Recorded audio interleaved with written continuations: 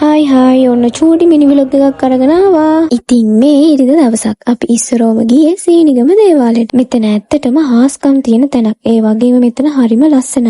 ඔයාලත් අනිවාර්යෙන්ම ගිහිල්ලා බලන්න හොඳේ.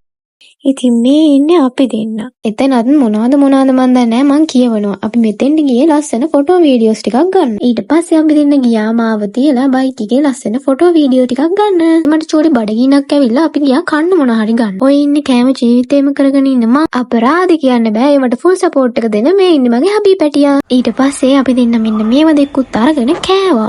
මේකේ භාගයක් කනකොට නම් මගේ බඩ හොඳටම පිනිලා. ඒ වුණාට මං නම් වැඩේ ඇත ඇරියේ නැහැ. හබී පැටියට ඇති කියලා ඉතුරු කරපුවත් මම කාලා තමයි නතර කරේ. ඉතින් එතනින් පස්සේ නම් අපි ආයේ වීඩියෝ ගත්තේ නැහැ. අපි යාළුවෙකුත් හම්බෙලා ඊට පස්සේ අපි ගියේ ගෙදර. ඉතින් ඔයාලා අපේ channel එක subscribe කරලා තියාගන්න. අපි ලස්සන වීඩියෝ ගොඩාක් ඉස්සරහට අරන් එන්නම්. එහෙනම් හැමෝම හොඳින් පරිස්සමින් සතුටින් ඉන්න. ගිහින් එනම් bye.